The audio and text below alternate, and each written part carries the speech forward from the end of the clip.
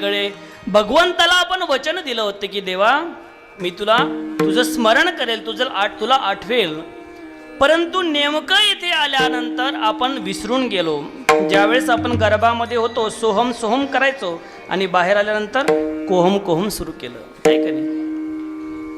इथे आल्यानंतर भगवंताला विसरून गेलो आणि तुकोबराय स्पष्ट सांगतात, विसरले तया थोर झाली हानी, चुकतील खाणे 84च्या.